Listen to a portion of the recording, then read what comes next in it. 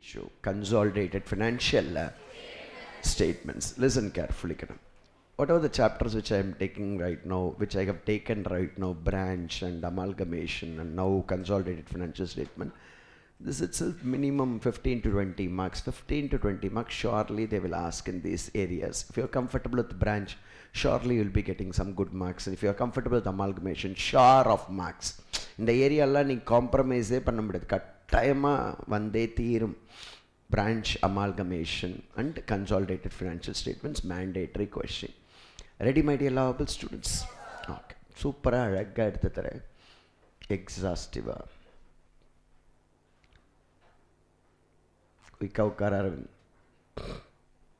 Super. Okay, right? இன்னைக்கு நம்ம consolidated balance sheet முடிக்கிறோம். ரெண்டே இருக்கு, consolidated P&L and consolidated balance sheet. Actually it was in final syllabus, CA final syllabusல இருந்தது. இப்போ இன்டருக்கு கொஞ்சம் கொண்டு வந்திருக்கோம். Finalல still we are having a lot of things like triangle holdings, cross holdings, chain holdings, foreign subsidiary, different reporting dates. A lot of things are there in CA final syllabus. Fundamental problems in consolidated financial statements we are going to handle at the intermediate level, but it's very good in this new syllabus. They brought this in the old syllabus intermediate. There is no chapter consolidated financial statements. Actually cleverly they brought this consolidated financial statements at the intermediate level.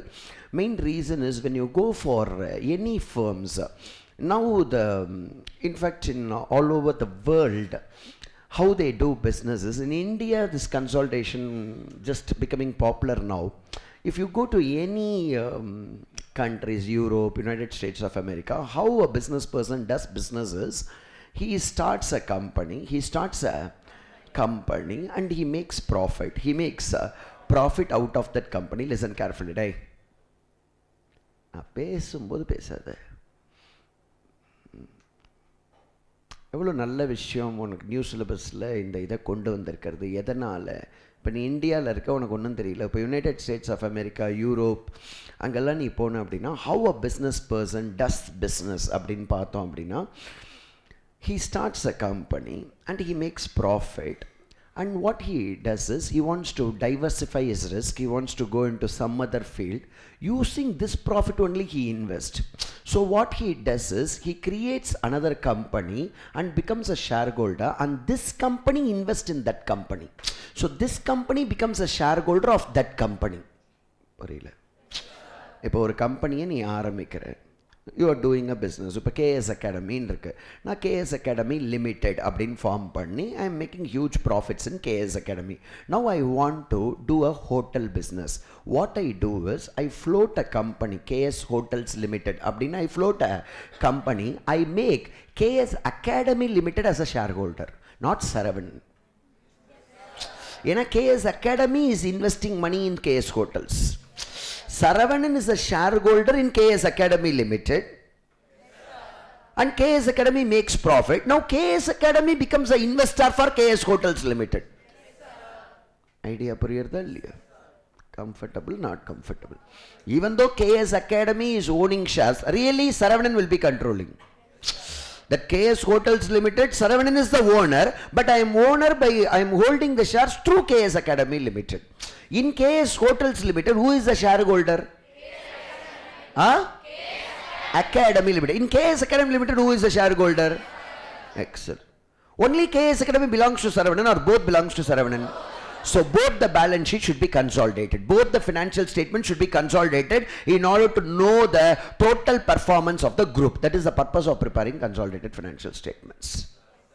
நான் இந்த வருஷம் மொத்தமாக எவ்வளோ சம்பாரிச்சிருக்கேன் அப்படின்றது தெரியணும் அப்படின்னா, வெறும் KS Academy பார்க்கணுமா, ரெண்டு ஃபினான்ஷியல்ஸையும் கம்பைன் பண்ணுமா? ரெண்டு ஃபினான்ஷியல்ஸையும் கம்பைன் பண்ணும். That is called as consolidated financial statements. இப்போ யூரோப் இவங்க எந்த அதர் கண்ட்ரீஸ்லலாம் பார்த்தோம் அப்படின்னா, they do business like this. இப்போ நம்ம ஊரில் அப்படி கிடையாது. சரவணன் KS Academy ரன் பண்ணுவான், KS ஹோட்டல்ஸ்லேயும் சரவணனே ஷேர் ஹோல்டராக இருப்பான். அப்போ தெர் இஸ் நோ கன்சாலிடேஷன். புரியல? Idea puriyartha? Saravanan will be the owner in KS Academy. Saravanan will be the owner in KS Hotels. அப்படின்னா holding subsidiary கிடையாது. What is holding subsidiary? A holding company is a company which holds more than 50% of shares of other company. The other company is a subsidiary company. இப்போ நம்ம ஊரில் இப்போ ஒரு business பண்ணுறவன் இப்படிலாம் பண்ணுறான். Actually which is the best way? எது ரொம்ப நல்ல விஷயம்? அப்போ தான் உனக்கு டோட்டல் குரூப் ப்ராஃபிட்ஸ்லாம் தெரியும் நமக்கு அழகாக. நான் பேசுறது புரியுறதா இல்லையா? ரைட். அப்போ இப்போ டாட்டான்னு எடுத்தோம்னா tata is going with consolidation concept. அப்படின்னா டாட்டாவில் 126 சப்ஸ்டரி கம்பெனிஸ் இருக்குது. என்னது 126 சப்ஸ்டரி கம்பெனிஸை யார் வச்சுருக்கா? டாட்டா வச்சுருக்கான். ஆக்சுவலி டாட்டாலன்னு பார்த்தோன்னா ஒரு 10 பிரின்சிபல் கம்பெனி இருக்கும். டிசிஎஸ், டிஸ்கோ, அது மாதிரி ஒரு பிரின்சிபல் கம்பெனிஸ்னு ஒரு 5-6 மேக்ஸிமம் எவ்வளோ இருக்கும்? 10. அந்த கம்பெனிக்கு கீழே ஒரு 10 சப்ஸ்டரி இருக்கும். புரியல எனக்கு? இப்போ டாட்டா டிசிஎஸ்க்கு கீழே ஒரு 10 சப்ஸ்டரி இருக்கும், டிஸ்கோவுக்கு கீழே ஒரு 10 சப்ஸ்டரி இருக்கும். அது மாதிரி வச்சு எல்லாத்தையும் கன்சாலிடேட் பண்ணி அப்போ டிஸ்கோவோட டோட்டல் பர்ஃபார்மன்ஸை பார்ப்பா. ஏன்னா டிஸ்கோவில் வந்த லாபத்தை வச்சு தானே அதை இன்வெஸ்ட் பண்ணியிருக்கேன். நான் பேச்சத்தை புரியலையா? So this is consolidation. This is a consolidation. Idea கிடச்சிட்டா ஸ்லைட்டாக. நம்ம ஊரில் இப்போ தான் அது பாப்புலர் ஆகிட்டு வருது. எது?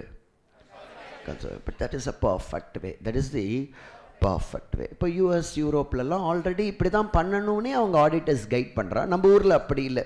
நீ எப்படி வேணால் பண்ணிக்கோ. இந்த இதில் இப்போ கேஎஸ் அகாடமியில் நான் ஓனர், கேஎஸ் ஹோட்டல்ஸில் என் மிஸ்ஸஸ் ஓனர். அங்கே எப்படி இருக்குன்னா கேஎஸ் அகாடமிலேயே Saravanan is a shareholder, missus Saravanan is a share holder.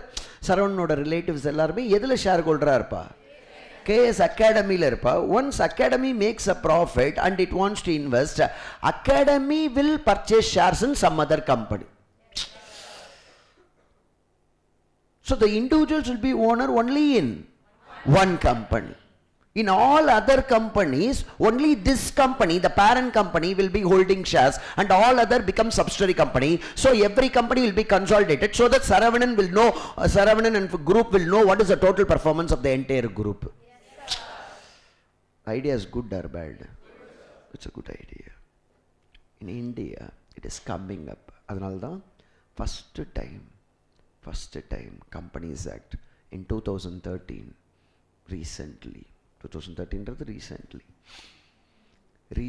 Companies Act has made consolidated financial statements mandatory for Indian companies.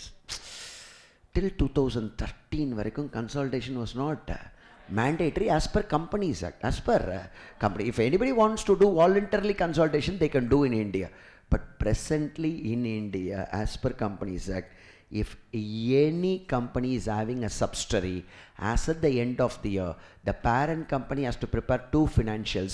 One is separate financial statements, another one is consolidated financial statements. It is mandatory. It is mandatory in India as per Companies Act 2013 தான் கொண்டு வந்தான். அப்படின்னா sir நீங்கள் எப்போ sir pass பண்ணீங்க? 1999. அப்போ உங்களுக்கு இந்த இதெல்லாம் இல்லையா? மேண்டேட்ரி இல்லை. We studied consolidated financial statements at final level, but it was not mandatory in India. நான் படிக்கும்போது இப்போ ஒரு ஆடிட்னு போகும்போது அங்கே கன்சாலிடேட்டட் ஃபினான்ஷியல் ஸ்டேட்மெண்ட்ஸ் யாருமே ப்ரிப்பேர் பண்ண மாட்டான். நம்ம ஊரில் மேண்டேட்ரியே செய்ய மாட்டோம். நம்ம ஊரில் மேண்டேட்ரியே செய்ய மாட்டோம். அவன் வர ஆப்ஷனல்னு கொடுக்குறான். யாருமே இப்போது நான் ஆடிட் போகும்போது கன்சாலிடேட்டட் ஃபினான்ஷியல் ஸ்டேட்மெண்ட்ஸ்லாம் நான் பார்த்ததே கிடையாது. பட் நீங்கள் இப்போ ஆடிட் போகிறேன்னு வச்சுக்கோ. இப்போ இன்டர்மீடியேட் முடிச்சுட்டு ஏதோ ஒரு கம்பெனி போகிறல, எனி கம்பெனி இப்போ போனோன்னா கன்சாலிடேஷன் இஸ் மேண்டேட்ரி. இப்போ எதனா ஒரு கிளைண்ட்டுக்காவது சப்சிடரி இருக்கும். இப்போ பெரிய கம்பெனிஸ்க்கெலாம் போன கேபிஎம்ஜி டெலாய்ட்னால நீங்கள் ஆடிட் போகிற எல்லா கம்பெனிலுமே என்ன இருக்கும்? சப்சிடரி. ஏன்னா ஃபாரினில் இருக்க கம்பெனி இங்கே இருக்கவன் தான் மோஸ்ட்லி கேபிஎம்ஜி ஆடிட்டராக இருக்கும். புரியல அவனுக்கு? லோக்கலில் விபிஎஸ்ஏ பரமேஸ்வரன் நாடாரன் கம்பெனிக்கு எதனால் லோக்கல் ஆடிட்டர் தான் இருப்பான், கேபிஎம்ஜியோ டெலாய்ட்டோ இருக்க மாட்டான். புரியல அவனுக்கு? இப்போ ஃபாரினில் ஆல்ரெடி ஃப்ளோட் ஆகி அதோட சப்ஸ்டரியோ இங்கே ஒரு கம்பெனி ஃப்ளோட் பண்ணால் உடனே எதுக்கு ஆடிட்டை கொடுக்குறாம? KPMG. So that same auditors இருப்பா. So communication will be better அப்படின்னு நினைக்கிறான். புரியறதா இல்லையா?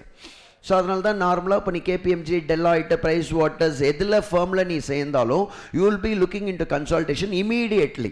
நாளைக்கு கன்சாலிடேட்டட் ஃபினான்ஷியல் ஸ்டேட்மெண்ட்ஸ் போடும்போது உன்னோட ஆடிட்டர் உனக்கு அது புரியாமல் இருந்ததுன்னா ஒரு மாதிரி இருக்கும், எனக்கு இது தெரியவே தெரியாது. இப்போ அப்படி கிடையாது. You know some basics in consolidation. அந்த பேசிக்ஸையே டெப்த்தாக படிக்கிறது தான் நம்ம. Sometimes you will also teach your auditor. Sir அப்படி இல்லை சார் கொஞ்சமாக, ஏன்னா அந்த ஆடிட்டர்லாம் என்னோட சேர்ந்து படிச்சிருப்பா.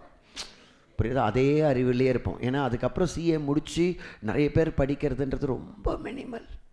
நீ இப்போ படிக்கிற திரும்ப இந்த வால்யூம் 4.5 இயர்ஸில் அதுதான் ரொம்ப அதிகம். இது மாதிரி வெறியெல்லாம் once you become a chartered accountant you will not be interested to see. When situation demands you will open book. That too you will ask your friend, hey, this is a situation, what shall I do for this? அவன் எக்ஸ்பர்ட்டாக இருப்பான், அவன் சொல்கிறதையே பண்ணிவிடுவோம். நம்ம ஃப்ரெண்டை நம்பி நம்ம புக்கெல்லாம் open பண்ணலாம் ரொம்ப பார்க்க மாட்டோம். அதெல்லாம் போர் அடிக்கும், அசிங்கமாக இருக்கும் புக்கெல்லாம் ஓப்பன் பண்ணுறதுக்கு. Lot of chartered, but very minimal chartered accountants only, they are updating. Lot of chartered accountants, they are not updating because they are occupied with the family, all these things. இப்போ நீ CA முடிக்கிற, பணம் சம்பாதிக்கிற mind இருக்குது, அதுக்கப்புறம் கல்யாணம் ஆகிறது, குழந்தை, இதெல்லாம் பார்க்குறதுக்கே கரெக்டாக டைம் இருக்கே தவிர updating on a day to day basis what is happening. இப்போ இது மாதிரி டெப்த்தாக ஒரு ஏரியாவை இந்த சிஏ கோர்ஸ் வரைக்கும் தான் படிக்கிற மக்கள். அதுக்கப்புறம் டெப்த்து போய்ட்டுறது. நானே பார்க்குறேன் செமினார்லலாம் டெப்த்தே இல்லாமல் ஏதோ சொல்லித்தரான். இவன் சொல்கிறான், அவன் கேட்டுக்கிறான் ஏதோ. ஏன்னா ப்ராக்டிக்கலாக எதனா ஒரு தப்பு பண்ணால் கூட மெட்டீரியாலிட்டி எதனா ஒன்று சொல்லி சமாளிச்சிடலாம். அப்போ நீ பண்ணுற தப்பை யார் கண்டுபிடிக்கிறது ஃபஸ்ட்டு? சார்ட்டர்ட் அக்கௌண்டன்ஸ், நீயே you are using common sense. Even if you commit mistakes also, இப்போ செபியோ இவனோ கண்டுபிடிக்கிறது கஷ்டம். ஏன்னா நீ ரொம்ப பிளண்டர் பண்ண மாட்டேன். டெக்னிக்கல் எரர் எதுவும் பண்ணால் கூட இன்னொருத்தர் கண்டுபிடிக்கிறதுக்கு யாருக்கும் டைம் இல்லை. அப்படியே கண்டுபிடிச்சா கூட சாரி சார் எதனா ஒரு ரீசனை சொன்னால் அப்படியே கேஸை க்ளோஸ் பண்ணிட்டு போயிட்டே இருப்போம். Because it's only an economic offence, it's not a criminal offence. புரியல உனக்கு? இப்போ ஏதோ ஒரு என்ட்ரியை அடுத்த வருஷம் போட்டோம், இந்த வருஷம் விட்டுட்டோம், தவறி விடுறது இது தானே, அப்படி ஜஸ்டிஃபை பண்ணிக்கலாம். But lot of chartered accountants are not updating. அதனால தான் சார்ட்டர்ட் அக்கௌண்டன்ஸ்க்கு எக்ஸாம் கொண்டு வரலாமான்னு யோசிக்கிறா சிஏ இன்ஸ்டியூட். என்னது சிஎஸ்க்கு வெளியூர்லலாம் இருக்குது, யுனைடெட் ஸ்டேட்ஸ் ஆஃப் அமெரிக்காலாம் சிஎஸ்க்கு என்ன இருக்குது, எக்ஸாம்ஸ் இருக்குது. பட் நமக்கு என்ன கிடையாது, எக்ஸாம்ஸ் கிடையாது. ஓகேவா? ஏன் சார் அந்த மாதிரி இது ஆகலை, எக்ஸாம்ஸ் இல்லை? ஏன்னா அந்த ரிசல்யூஷனை பாஸ் பண்ண வேண்டியதே சார்ட்டர்ட் அக்கௌண்டன்ஸ் தான். அதனால தான் கோத்துக்கோ வாங்கடா, இதே கஷ்டப்பட்டு பாஸ் பண்ணியிருக்கோம், அதில் வேறு.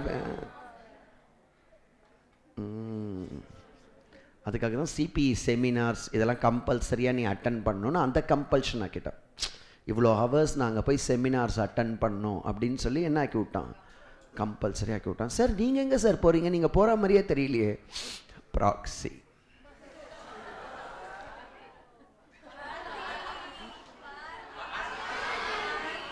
அப்படின்னு நான் சொல்ல மாட்டேன் உங்ககிட்ட, நான் தான் போகிறேன்.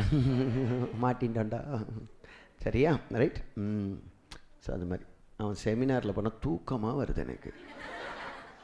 ஏதோ ஸ்லைடை ஓட்டின்னு இருக்கான், டப்பு டப்புன்னு அடித்து. அவன் ஏதோ செமினார் நடத்தணுமே நடத்துகிறான். நமக்கெல்லாம் கிளாஸ் எடுக்கும்போதே எனக்கு இன்ட்ரெஸ்டிங்காக இருக்கணும்னு நினப்பேன், நான் பேசுகிறதே எனக்கு இன்ட்ரெஸ்டிங்காக இருக்கணும்னு நினப்பேன். புரியல? எனக்கு வந்து போரிங்கிறது வாழ்க்கையில் என்னால் தாங்கிக்கவே முடியாது. அதனால தான் கிளாஸ் போரிங்னா வரவே வராது. பரவாயில்ல, நீ ஆனால் இது பண்ணிக்கோ. இப்போ நான் ஒரு 10 புக்கு வாங்கி படிக்கிறேன், அந்த மாதிரி ஆட்டிடியூடு உனக்கு இருக்கா? இப்போ நான் போகல செமினார், பட் எவ்வளோ புக்கு வாங்கி படிக்கிறேன், அந்த ஆட்டிடியூட் இருக்கணும். பிகாஸ் நம்ம செமினாரும் போகல, அப்போ ஹூ ஷுட் டேக் ரெஸ்பான்சிபிலிட்டி? அது எக்ஸ்பர்ட் ஆகிறது என் பொறுப்புன்னு நினைப்பேன். இப்போ நீ ஒரு கிளாஸ் வரல, யாரோட கிளாஸோ கட் அடிக்கிற, it is your responsibility. You have to go and open the books or take some market books. You have to study. அந்த சப்ஜெக்டில் கிளாரிட்டி வர்றது உன் பொறுப்புன்னு நினச்சிக்கணும். நான் என்றைக்குமே யாரையுமே கம்பல்ஷன், இப்போ என் கிளாஸுக்கு கூட நீ வரணும் அப்படின்லாம் நான் நினைக்கவே இல்லை. If you feel there is a value addition, அப்படி வர வேண்டான்னு நீ நினச்சினா பர்மனெண்ட்டாக வராது. அப்பப்போ வந்து உட்காந்து என்னை தொந்தரவு பண்ணாது. Because I am seeing everybody புரிதான்னு பண்ண. நீ ஏதோ ஒரு சாப்டர் வரல, இப்போ நான் பிரான்ச்சில் ஏதோ ஒரு சூப்பர் பாயிண்ட் சொல்லி கொடுத்துருக்கேன், அதை இங்கே லைட்டாக ஹைலைட் பண்ணுறேன், அப்போ யூ கேனாட் என்ஜாய் இட். நீ அப்படியே என்ன பேன்னு பார்த்துட்டுருப்ப அப்படின்னு. எனக்கு அப்படியே அப்புறம் ஒரு 1/2 ஹவர் பேசுவேன் ஜென்ரலாக. இதெல்லாம் எனக்கு தேவையா? அதனால தான் வராதுன்ற. ஃபைனலில் அவுட் சைட் ஸ்டூடெண்ட்ஸ்க்கு நான் எடுக்கிறதே இல்லை, அது தெரியுமா? I take only for KS students. I don't permit outside students to enter KS Academy only for my subjects. Seetharaman sir, Shankaraman sir, they are ready because they don't know students. There is no connect. அப்படியே நீ இங்கே பாரு, இப்படி தலையாட்டது அப்படிலாம் யாருமே பண்ணல. அதனால் அவங்களுக்குலாம் அவுட் சைட் ஸ்டூடெண்ட்ஸ். ஏன்னா நீங்களே அவங்களுக்கு அவுட் சைட் ஸ்டூடெண்ட்ஸ் தான். புரியல? எனக்கு நீங்கள் யாருமே அவுட் சைட் ஸ்டூடெண்ட்ஸே கிடையாது. இப்போ மூஞ்செல்லாம் பார்த்துனே இருக்கேன் என் ஸ்கேனிங் மிஷினில். இந்த மூஞ்செல்லாம் மறக்குமா? சரி, இதையாவது விடு. இந்த மூஞ்சி ஏன்னா உங்கள் எல்லாருக்கும் தான் நான் இப்போ ஃபைனலில் இப்போ நான் படிக்கிறது வந்து சார் அவுட் சைடர்ஸ் இவ்வளோ, அப்போ நாளைக்கு உங்களுக்கு ரெவென்யூ கம்மியாக, பரவாயில்ல இப்போ ஃபைனல் லெவலில் எவனா வந்து நான் வச்சுக்கோ, அவனுக்கு ஒரு 3/4 hour பேசுறதுன்றது, நீ ஆஃபீஸ்லாம் போயிட்டு வர, நீ வந்தோடனே ஜாலியாக நம்ம ஏதோ சப்ஜெக்டை டிஸ்கஸ் பண்ணி அனுப்பணும்.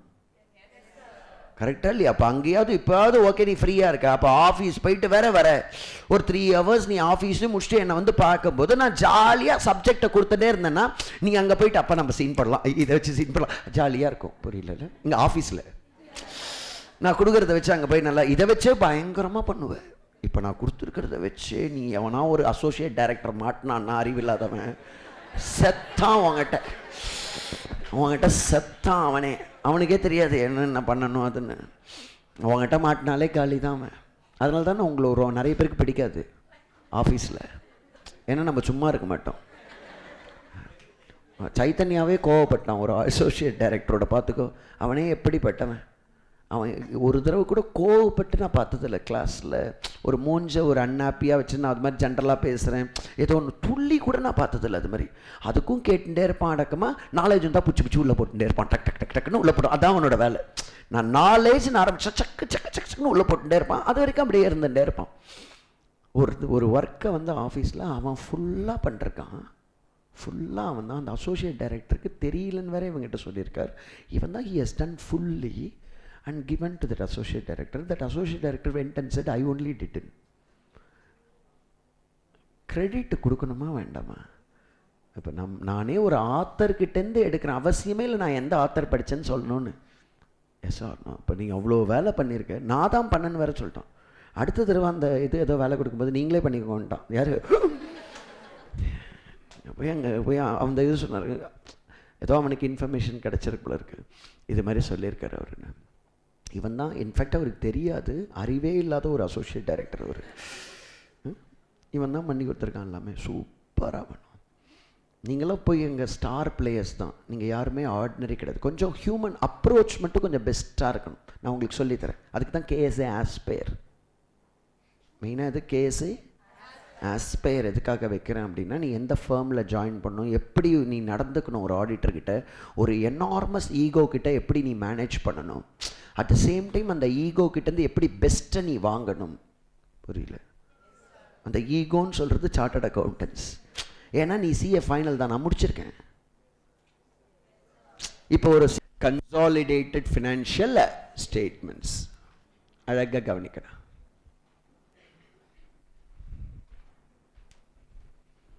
Full consolidation I am going to teach, or for the SAP only consolidated balance sheet I am going to teach. Balance sheet I am going to teach. நீ எந்த ஒரு தியரியோ எதுவுமே படிக்கவே வேண்டாம். நான் இதை சொல்லி கொடுத்தோன்னே நான் சில ப்ராப்ளம் டிக் பண்ணி கொடுப்பேன் இந்த மெட்டீரியலில், அதை மட்டும் படித்தா போதும். நீ எல்லா ப்ராப்ளத்தையும் போட வேண்டாம். ஏன்னா இன்னொரு 2 கிளாஸ் ஒரு 1 கிளாஸ் நான் எடுத்ததுக்கப்புறம் நான் சொல்லுவேன் இனிமேல் என்ன வேணால் போட்டுக்கோ அப்படின்னு. அப்போ தான் நீ போய் பார்க்கணும். புரியுறதா? இப்போ இந்த சாப்புக்கு உனக்கு அவ்வளோதான் டைமும் இருக்குது. புரியுறதா? நான் சொல்கிறேன் 4 ப்ராப்ளம் மட்டும் பார்த்துன்னு வந்தால் போதும். இங்கே நான் ட்ரெயின் பண்ணுறேன் உனக்கு எக்ஸாஸ்டிவாக. ஓகேவா? இதுக்கு மேலே கேட்க முடியாது கன்சாலிடேட்டட் பேலன்ஸ் ஷீட்டில். நான் சொல்லித்தரத்துக்கு மேலே கேட்கவே இம்பாசிபிள்.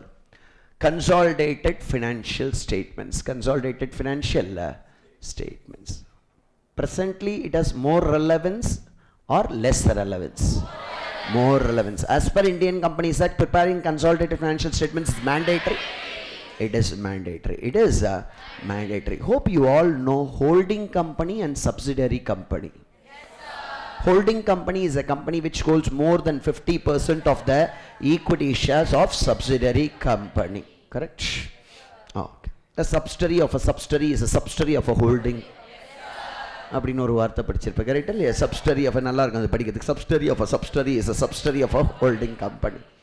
கிளியர்? அதுக்கு பேர் செயின் ஹோல்டிங்ஸ். அதுக்கு பேர் என்னது? ஹோல்டிங் ஒரு சப்ஸ்டரி வச்சுருக்கான், சப்ஸ்டரி இன்னொரு சப்ஸ்டரி வச்சுருக்கான். அதான் செயின் மாதிரி இருக்கு. வரும் கீழே அதுக்கு கீழே ஒரு ஏரோ செயின்.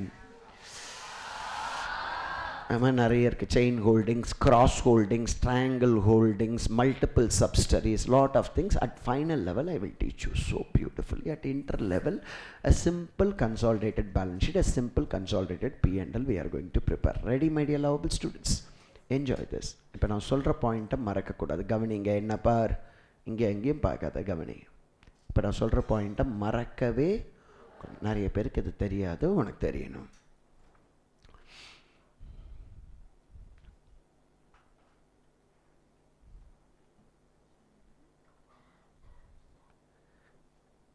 ஆக்சுவலி இந்த அமால்கமேஷன் CFS ரெண்டுமே ஒன்று தான். ரெண்டுமே ஒன்று தான்.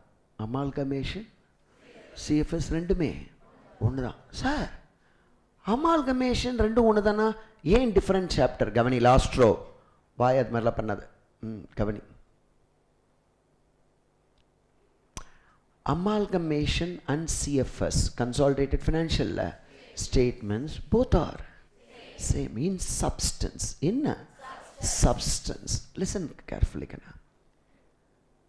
KS Industries Limited, Reliance Industries Limited, Mumbai factory. Yaroda factory? Rilloda factory, correct? Chennai. யாரோட ஃபேக்ட்ரி? கேஎஸோட ஃபேக்ட்ரி. எல்லாரும் இங்கே கவனி, எல்லாரும் இங்கே கவனி. In amalgamation what happens? லிசன்பா, அழகாக தெரிஞ்சுக்கோ, அறிவு நான் இப்போ கொடுக்குறது. In amalgamation what happens? KS Industries Limited acquiring Reliance Industries Limited. So நான் கேஎஸ் வந்து இப்போ ரிலையன்ஸை நம்ம வாங்குகிறோம், ரிலையன்ஸை நம்ம வாங்குகிறோம். இப்போது அப்போ Reliance limited will be liquidated, correct? Reliance will be, இப்போ ரிலையன்ஸ் கம்பெனி லிக்விடேட்டட்னா இந்த ஃபேக்ட்ரியை இடிச்சிருவோமா? அதுதான் லிக்விடேஷனா? இல்லை நேமை மட்டும் காலி பண்ணுவோமா? And this name we will change it to, and in KS Industries Limited books this assets liabilities will also, Chennai's assets liabilities will also be there, as well as we will incorporate the Mumbai, that is Reliance Industries Limited assets and liabilities in the books of KS Industries Limited. Clear? Able to understand? அப்படின்னா இந்த Reliance பேரை என்னன்னு மாத்திருவோம். இப்போ இந்த சென்னை கம்பெனியை who is controlling? இந்த Reliance இப்போ என்னவா இருக்கு? இதை யார் கண்ட்ரோல் பண்றா? இப்போ இந்த சென்னை கம்பெனிக்கு யார் டிசிஷன்ஸ் எடுப்பா? இந்த சென்னை கம்பெனியோட ப்ராஃபிட் யாருக்கு சேரும்? இந்த மும்பை கம்பெனியோட ப்ராஃபிட் யாருக்கு சேரும்? மும்பை கம்பெனிக்கு யார் டிசிஷன் எடுப்பா? எக்ஸல். இதுதான் என்னது? அமால்கமேஷன். சரி, எனக்கு தெரியும் சார், இது எனக்கு தெரியும் சார், எனக்கு correct sir. This is amalgamation. This is amalgamation. எல்லாரும் இங்கே பாரு. KS Industries Limited Chennai, கவனிங்க. Reliance Industries Limited Mumbai. Okay, இன்னும் கூட கொஞ்சம் கிளாரிட்டிக்காக இந்த சென்னையோட balance sheet, KS Industries Limited, fixed assets 100, current assets 50, current liabilities ஒரு 30, ஈக்விட்டி ஒரு 120. சும்மா உனக்காக அமால்கமேஷன் ஒன் மோர் டைம். இது வந்து சென்னையோட பேலன்ஸ் ஷீட் பிஃபோர் அமால்கமேஷன். ஓகேவா? நம்ம யார் அக்வயர் பண்ணிடுறோம்? ரிலையன்ஸை அக்வயர் பண்ணுறோம். அப்போ ரிலையன்ஸ் என்ன ஆகிடுறது? லிக்விடேட்டர்னா ஃபேக்ட்ரியை டெமாலிஷ் பண்ணுறோம், அதான் லிக்விடேஷனா? ஓகே, அவனோட நேம், அவன் கம்பெனியை லிக்விடேட் பண்ணிவிட்டு அவர் company is acquiring Reliance Industries. அப்போது ரிலையன்ஸில் இருக்க, இப்போ ரிலையன்ஸ் பேலன்ஸ் ஷீட் இருக்குல்ல, அது இங்கே மர்ஜ் ஆகிடும் ஆஃப்டர் அமால்கமேஷன். இருக்குன்னா ஆஃப்டர் அமால்கமேஷன் யாரோட ஃபிக்ஸட் அசட்ஸ் இங்கே கம்பைன் ஆகும்? ரிலையன்ஸோட ஃபிக்ஸட் அசட்ஸ், ரிலையன்ஸோட கரண்ட் அசட்ஸ், ரிலையன்ஸோட கரண்ட் லைபிலிட்டி. அதுக்கப்புறம் நம்ம அவனுக்கு இஷ்யூ பண்ணுறோம்ல கன்சிடரேஷன், எதனா ஷேர்ஸ் இல்லை கேஷ் கூட கொடுக்கலாம், கரெக்ட்? அது இங்கே ஈக்விட்டியில் இருக்கும். ஷேர்ஸ் கொடுத்தா, கேஷ் கொடுத்தா கரண்ட் அசட்ஸ் கம்மியாகும். This is amalgamation. This is amalgamation. Clear or not clear? Okay. இப்போ பாரு, KS Industries Limited, Reliance Industries Limited, KS Industries Limited Chennai, who is controlling? KS is controlling. இதில் வர profit யாருக்கு சேரும்? Okay okay. இப்போ ரிலையன்ஸில் share holder Mukesh Ambani, இங்கே KS. கவனிங்க. அப்போ இதில் வர ப்ராஃபிட்லாம் யாருக்கு போகும்? இதில் வர ப்ராஃபிட்லாம் யாருக்கு போகும்? நவ்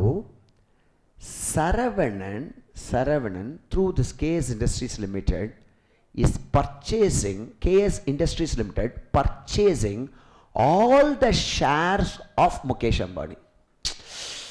அப்போ முகேஷ் அம்பானி ரிலையன்ஸ்ல ஷேர் ஹோல்டர், இவனோட எல்லா ஷேரையும் யார் வாங்கிடுறா? அப்போ ரிலையன்ஸோட ஷேர் ஹோல்டர் இந்த போய் யார் வந்துடுறது? அப்போ ரிலையன்ஸ் நேம்ல எதுவும் சேஞ்ச் இருக்கா? அதே நேம் தானே, ஆனா எதுல சேஞ்ச் இருக்கு? இப்போ இந்த ரிலையன்ஸ்ல வர ப்ராஃபிட் யாருக்கு சேரணும்? கேஎஸ் இண்டஸ்ட்ரீஸ் லிமிடெட் சேரணும். இன்டென்ஸ் கேஎஸ்க்கு தான் போறது. Yes or no? இப்போ இந்த ஷேர்ஸை நான் மார்க்கெட் இருந்து முகேஷ் அம்பானி கிட்ட இருந்து வாங்கிட்டேன்னா who will be controlling Reliance? So அப்போ if I acquire Reliance and change the name also, I control that company. The entire assets liabilities belongs to me and the profit belongs to me. புரியுறதா இல்லையா? Alternatively, I can also purchase the entire shares from Mukesh Ambani. Thereby, I control Reliance and the entire assets and liabilities, profits of Reliance belongs to Saravanan. But now, Reliance has become a 100% subsidiary of KS Industries Limited. Clear? Ippo, gavaninga. What is consolidated financial statements? You are going to merge that financial statement with this financial statements. Same thing only we done in amalgamation.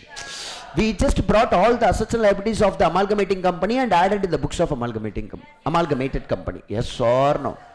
Same only we are going to do in consolidated financial statements. Confuse பண்றேன் நான். கிளியரா இருக்குல்ல? இப்போ இது ரெண்டுத்துல இந்த ரெண்டுமே, whether we are acquiring Reliance, the entire company Reliance, or we are acquiring the shares from Mukesh Ambani, the effect remains the same. Effect remains the same. Only thing anga board மாத்தறோம், இது board மாத்தலையே தவிர same group is controlling. Same group is control. புரியறதா பாரு? Final ஃபுல்லாவே இதான் பேச்சு, என் பேச்சு ஃபுல்லுமே இதில் என்னெல்லாம் காம்பினேஷன் ஆஃப் கண்ட்ரோல் தான் ஃபைனலே. ஃபுல் ஃபைனல் சிலபஸ் இதில் தான் இருக்குது. கவனிங்க, வேறு எந்த சாப்டரும் கிடையவே கிடையாது ஃபைனலில். வேறு என்ன சிஎஃப்எஸை வச்சு ஓட்டின்னு இருக்க வேண்டியதான் நம்ம. இப்போ தான் கொஞ்சம் அந்த இந்த ஏஎஸ்லாம் வரலைன்னா ஃபுல்லாக சிஎஃப்எஸ் தான். கவனிங்க, சிஎஃப்எஸ் அண்ட் பிஸ்னஸ் காம்பினேஷன் சொல்லு. எக்ஸல் அப்படின்னா ரெண்டு பிஸ்னஸ் கம்பைன் ஆகிறதுக்கு ரெண்டு வகை இருக்குது. You can liquidate the company and acquire the business, or without liquidation you can acquire the shares and control the business.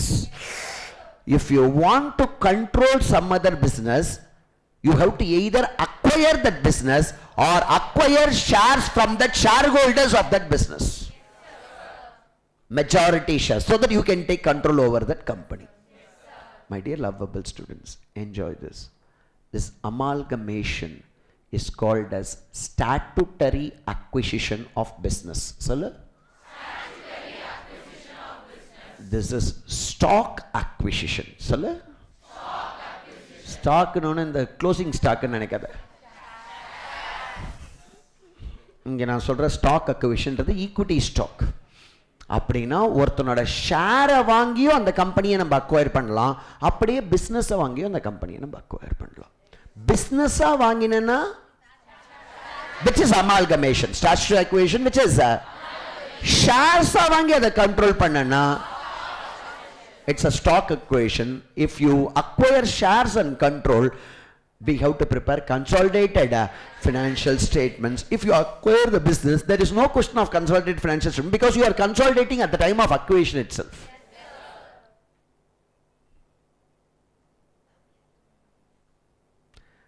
ஏமாத்தாது, எனக்கு அது பிடிக்கவே பிடிக்காது. புரியலன்னு தைரியமாக சொல்லு. சொல்லவும் மாட்டேன், தைரியமும் இருக்காது உனக்கு. இப்போ இது புரிஞ்சிடுச்சுன்னு நான் நினச்சிக்கணும். Statutory acquisition yes excellent sir. அப்படின்னா ஒன்றுமே இல்லை சார். அப்போ இப்போ நீங்கள் சென்னையும் கண்ட்ரோல் பண்ணுறீங்க, மும்பையும் கண்ட்ரோல் பண்ணுறீங்க த்ரூ அமால்கமேஷன். இங்கேயும் சென்னையும் கண்ட்ரோல் பண்ணுறீங்க, மும்பையும் இது பண்ணுறீங்க த்ரூ ஸ்டாக் அக்வேஷன். எனக்குன்னா ஸ்டாக் இது மாதிரி ஸ்டாக் அக்வயர் பண்ணோன்னா, ஷேர்ஸ் அக்வயர் பண்ணோன்னா தட் கம்பெனி பிகம்ஸ் சப்ஸ்ட்ரி. இப்போ Reliance becomes a subsidiary of KS Industries Limited. கேட்கவே நல்லா இருக்கு. இன்னொரு தடவை வாயிலன்னு சொல்லி Reliance becomes a subsidiary of KS Industries Limited. Clear or not clear? Now we have to prepare a consolidated financial statements.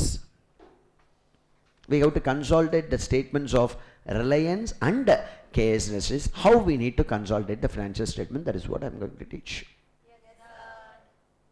Stock acquisition is consolidation. Sollu. Stock acquisition is consolidation. Statutory acquisition is amalgamation. Sir இங்கேயும் 2 அசட்டை சேர்க்கறது இதான் பழப்பா sir? ஆமாங்கண்ணா, எனக்கு அந்த பழப்பு பிடிச்சிருக்கு sir. 3 என்ட்ரியை போட்டு balance sheet போடுற பழப்பு எனக்கு ரொம்ப பிடிச்சிருக்கு. அங்கேயாவது பிசி கால்குலேஷன் ஒரு சேலஞ்ச் இருக்குது, இங்கே அது மாதிரி சேலஞ்சும் கிடையாது. சார் கொடுத்துருவோண்ணா சார்? ஆமாம். கிளியர்? ஓகே, உங்களை நம்பி எடுக்கலாமா? அப்போ சிஎஃப்எஸ் காலத்தில் போகலாமா? ஓகே, நல்லா இருந்த அந்த பாயிண்ட்டு. ஸ்டாச்சுட்டரி அக்விஷன், ஸ்டாக் அக்விஷனு எந்த ஆத்தர்னு சொல்லுது? அனிவன். துளசியான்னு இதை எழுதவே இல்லை, டைரெக்டாக சம்மு. இது நல்லா இருக்குல்ல? அப்போ ஒரு பிஸ்னஸை நம்ம கண்ட்ரோலுக்கு கொண்டு வரணும்னா பிஸ்னஸையே வாங்கணும், இல்லைன்னா ஷேர்ஸை வாங்கணும். இப்போ நம்மளே இது ஒரு பெரிய நாளைக்கு நீங்கள் எல்லாம் சார்ட்டர்ட் அக்கௌண்டன்ஸ் ஆகிட்டல்னு வச்சுக்கோங்க. நீங்கள் எல்லாம் ஆகிட்டல். இப்போ நம்மளாம் ஒரு குரூப் வச்சுட்டுருக்கோம். நான் என்ன சொல்கிறேன், எல்லாருக்கிட்டையும் பணம் இருக்குது. நம்ம ஏதோ ஒரு கம்பெனியை அக்வயர் பண்ணணும்னு நினச்சிட்டோம். ஏதோ ஒரு கம்பெனியை அக்வயர் பண்ணணும்னு நினச்சிட்டோம். நம்ம என்ன பண்ணலான்னா, கவனிங்க, இப்போ அந்த கம்பெனி கூகுளோட கண்ட்ரோல் நமக்கு வரணும்னு டிசைட் பண்ணிட்டோம். கூகுளோட கண்ட்ரோல் நமக்கு வரும். நம்ம ஒரு க்ளோஸ்டு குரூப்பு, வைட்லி ஸ்ப்ரெட். சொல்லு, வைட்லி ஸ்ப்ரெட். இப்போ நாளைக்கு நீங்கள் கல்யாணம் எந்த எல்லா ஊர்லேயும் இருப்பீங்க, கரெக்ட்? நம்ம என்ன பண்ணலான்னா, நம்ம எல்லோரும் ஒரு குரூப்பை க்ரியேட் பண்ணி ஆனுவலாக நம்ம மீட் பண்ணி, இப்போ நமக்கு தெரியும்ல, என்ன நீங்களாம் கொஞ்சம் யுனைட்டடாக இருந்தீங்கன்னா நீங்களே ஈஸியாக சம்பாரிச்சிடலாம். இப்போ இங்கே மாதிரி ஒரு சார்ட்டர்ட் அக்கௌண்டன்ஸ் குரூப்பில் கொஞ்சம் யுனைட்டடாக நீங்கள் இருந்தீங்கன்னா, நம்ம ஊரில் யுனைட்டடாக இல்லாதனால நிறைய பேருக்கு சம்பாதிக்கிறது கஷ்டம். ரொம்ப ஈஸியாக சம்பாதிக்கணும்னா யுனைட்டடாக இருக்கணும். என்னவா இருக்கணும்? யுனைட்டடாக இருக்கும். இப்போ ஃபார் எக்ஸாம்பிள் இப்போ அபிதாவா, இப்போ அபிதா ஒரு சிஎஃப்ஓவாக இருக்கான்னு வச்சுக்கோ. இப்போ ஃபார் எக்ஸாம்பிள் ரிலையன்ஸோட சிஎஃப்ஓவாக இருக்கா. இப்போ எல்லோரும் கவனிங்க, இப்போ ரிலையன்ஸோட சிஎஃப்ஓ எவ்வளோ ஃப்ரெண்ட்ஸ் லெவலில் எவ்வளோ ஈஸியாக பணக்காரன்லாம். நீ ஆனால் ஒரு கேவலமாக பண்ணுவேன். நான் சொல்லித்தரதையாவது மைண்டில் வச்சுக்கோ. இப்போ அபிதா ரிலையன்ஸில் சிஎஃப்ஓவாக இருக்கா. இப்போ Reliance is going to come out with a new project. ஒரு நியூ ப்ராஜெக்டை அனௌன்ஸ் பண்ண போகிறான் ரிலையன்ஸு. இப்போ ஜியோ மாதிரி ஏதோ ஒன்று அனௌன்ஸ் பண்ண போகிறான்னு அபிதாவுக்கு முன்னாடியே தெரிஞ்சிடும். நமக்கெல்லாம் அது தெரியாது. அது மாதிரி ரிலையன்ஸ் ஒரு நியூ ப்ராஜெக்டை அனௌன்ஸ் பண்ணுறான்னா, அப்போ அதோட ஃப்யூச்சர் கேஷ் ஃப்ளோஸ் அவனுக்கு ஏறுறது. அப்போ அதை பேஸ் பண்ணி ப்ரைஸ் இன்க்ரீஸ் ஆகும் ஸ்டாக் மார்க்கெட்டில். இவளுக்கு ஒரு 3 மாதத்துக்கு முன்னாடி அது தெரியறது, ஜியோ ஒரு இதை லான்ச் பண்ண போகிறாங்க.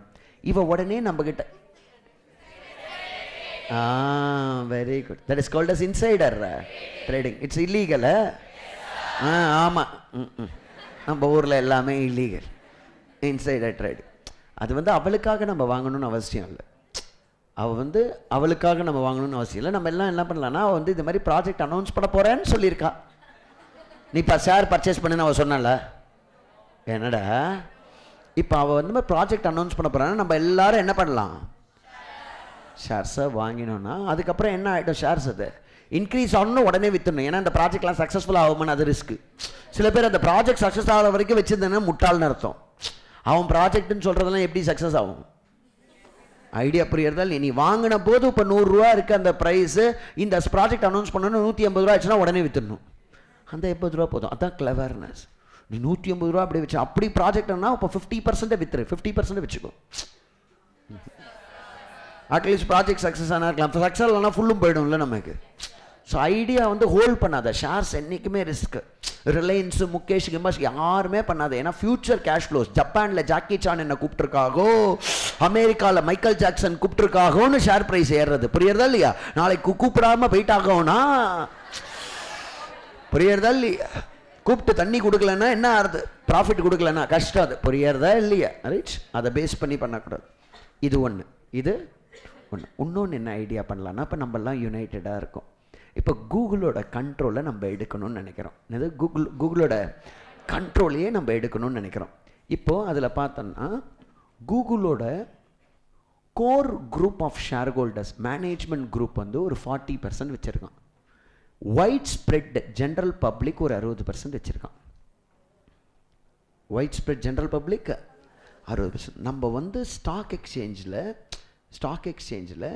இப்போ எதனா ஒரு ஆஃபர் கூகுளோட சேல் வருது அப்படின்னா, நான் ஒன்று பர்ச்சேஸ் பண்ணுறேன், நீ ஒன்று பர்ச்சேஸ் பண்ணுற. ஏன்னா நானே பண்ணேன்னா கூகுள் உஷாராகிடுவான் மேனேஜ்மெண்ட்டு. ஏன்னா இன்னொரு ஷேர் ஹோல்டர் வரான் 10%, இதுக்கு மேலே யார் சேல் பண்ணாலும் அவன் வாங்குவான். அவன் வைட்லி ஸ்ப்ரெட்டுன்னே நினச்சிட்டு இருப்பான். புரியல? அது என்ன ஸ்ப்ரெட்டுன்னு நினச்சிட்டு இருப்பான்? இப்போ இதில் வந்து 4 ஷேர் ஹோல்டர் 40% வச்சுருக்கான், 400 ஷேர் ஹோல்டர் 60% வச்சுருக்கான். இந்த 400 ஷேர் ஹோல்டர் சேர்ந்து டிசிஷனே எடுக்க முடியாது. ஏன்னா 400 ஷேர் ஹோல்டர் மைண்டு இதாகும். இவன் 40%லேயே டிசிஷன் எடுத்துன்னு போயிட்டே இருப்பான். புரியல உனக்கு?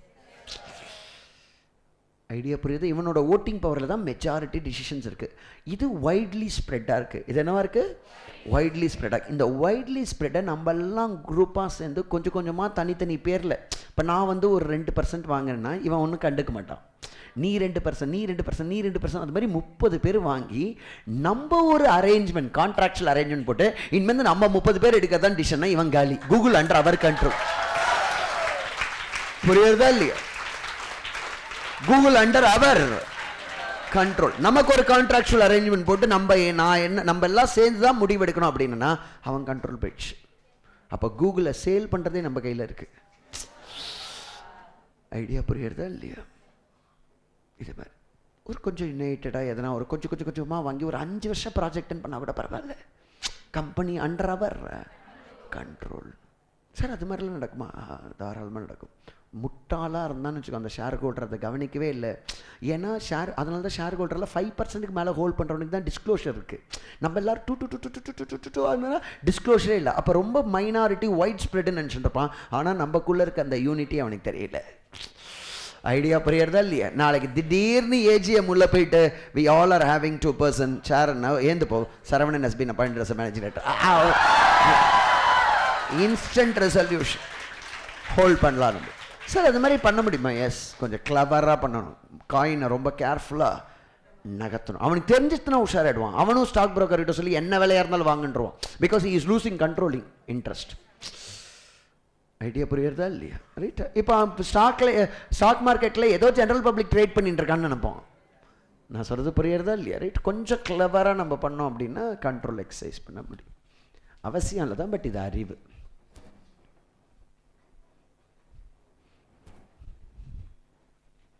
Okay, not okay? யாரும் இந்த தண்ணி அடிக்காத, ஒழுங்காக கவனிக்கணும். ஓகேவா? ரைட். ரெடி எல்லாரும் இங்கே பாருமா.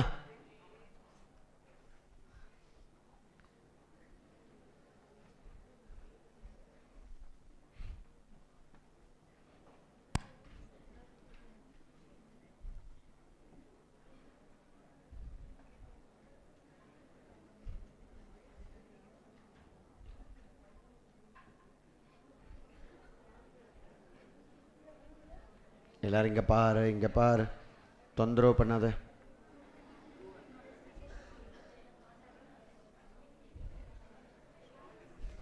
யாரும் பார்க்கல.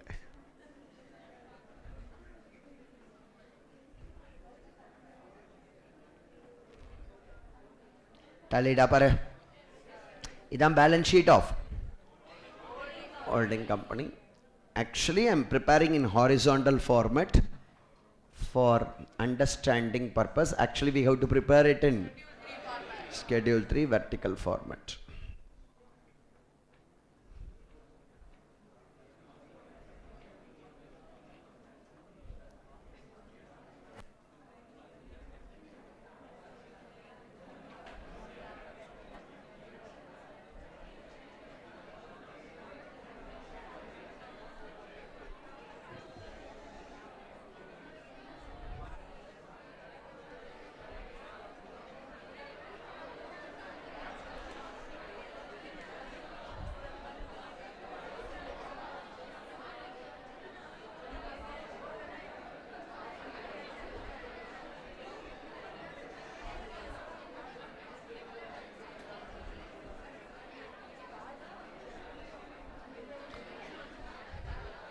பேசிட்டு இருக்கலாம், பேசுங்க வெயிட் பண்ணுறேன். கவனிங்க. என்னம்மா குளிர்தா? ரெடி, கவனிங்க. இன்வால்மெண்ட்டாக கவனி, குளூரே தெரியாது. Balance sheet of holding company 31/3/2019. எல்லாரும் கவனி. CFS எப்படி டக்குன்னு முடிக்கிறேன் பாரு. Balance sheet of holding company 31/3/2019. Fixed assets 100 crores, investments in subsidiary 50 crores, current assets 50 crores, total 200 crores, current liabilities 30, non-current 20, reserves and surplus 50, equity share capital 100, total 200 crores. Balance sheet of subsidiary company as on 31/3/2019. Fixed assets, current liabilities, equity share capital, reserves and surplus 20. Okay, tallied 100. And they have given additional information. Holding company acquired, H company acquired 100% of the shares of S company. அப்படின்னா it's a wholly owned subsidiary or partly owned subsidiary? It's a wholly owned subsidiary. On என்னைக்கு வாங்கியிருக்கோம்? 31/3. இந்த balance sheet டேட்லேயே தான் வாங்கியிருக்கோம். Prepare consolidated balance sheet. Ready my dear lovable students. கண்ணுக்குன்னெல்லாம் இங்கேயும் அங்கேயும் பார்க்காம அழகாக கூர்மையாக அழகாக கவனி. புரியுறதா இல்லையா? ரைட், பாசிங்கிறது அதில் தான் இருக்குது. Now I am going to prepare the consolidated balance sheet. ஒன்றுமே இல்லைக்கண்ணா. ஆன் 31/3/19 assets, liabilities எல்லாரும் இங்க பாருக்கணும். இப்போ இந்த இன்வெஸ்ட்மெண்ட்ஸ் எல்லாரும் இங்க பாரு. லைட்டா ஏதோ பென் நம்பர் ஒரு சந்திரமுகி உள்ளேருந்து லைட்டா வந்தது பாரு. இப்போ கவனி. அப்போ எல்லாரும் கவனி, அது இம்பார்ட்டன்ட் அர்த்தம். எல்லாரும் இங்க கவனிச்சு. இந்த balance sheet of holding company investments in subsidiary company 50 crores இருக்குல்ல, கவனி. Actually we have acquired all the shares. All the shares of subsidiary company. அப்படின்னா அந்த subsidiary companyயோட net assets hereinafter belongs to holding company because we acquired 100%. அப்ப அந்த கம்பெனியோட entire worth belongs to holding company. How many of you are accepting? Yes sir, you are right sir. நீங்க 100% shares வாங்கிருக்கீங்க. The entire worth belongs to you. The entire worth belongs to you. Clear or not clear? உண்மையா புரியுறதா? Okay. ஒரு கம்பெனியோட worth எப்படி sir கண்டுபிடிக்கிறது? there are two ways. liability approach, asset side approach. நம்ம எவ்வளவு percent நான் ஹோல்ட் பண்றோம்? அப்ப அந்த கம்பெனில இருக்க எல்லா net அசெட்ஸும் it belongs to holding company. yes or no? இப்போ we have to find out the net assets of subsidiary company. There are two approaches to find out the net assets of subsidiary company. One is liability approach, another one is asset approach. Asset approach la fixed assets plus current assets minus outside liability. Fixed assets plus current assets minus current liability minus non-current liability. It's equal to net assets. Yes or no? அப்படின்னா 60 plus 40 minus 50. அப்போ எவ்வளோ net assets வருது? 50. This is net assets of subsidiary company based on asset side approach. Liability side approach, equity share capital plus preference share capital plus reserves and surplus minus losses. That also represents net assets. இப்போ equity share capital இருக்கு, preference share capital இல்ல, so reserves இருக்கு, losses இல்ல. So அப்ப equity share capital plus preference share capital plus reserves minus losses எவ்வளவு வருது? 50, which is equal to net assets of the company. கையை தட்டிடு. clear or not clear? Sir அப்படின்னா நீங்க net assets சொல்றது ஈக்விட்டியா sir? ஆமா கண்ணா, equity is equal to net assets. Net assets is assets minus liabilities. Equity is nothing but equity share capital plus preference share capital plus reserves and surplus minus losses in the equity. Clear or not clear? Okay, now for our convenience purpose, for initial easy understanding, we are not focusing on preference share capital. Everything we are having only equity share capital. Later I will add preference share capital and teach you. That is nothing. Clear can right? இப்போ நம்ம 50 கோடி invest பண்ணியிருக்கோம் அப்படின்னா அந்த கம்பெனியில் இருக்க net assets belongs to holding company. Yes or no? இப்போ இந்த entire fixed assets belongs to subsidiary company or it belongs to holding company?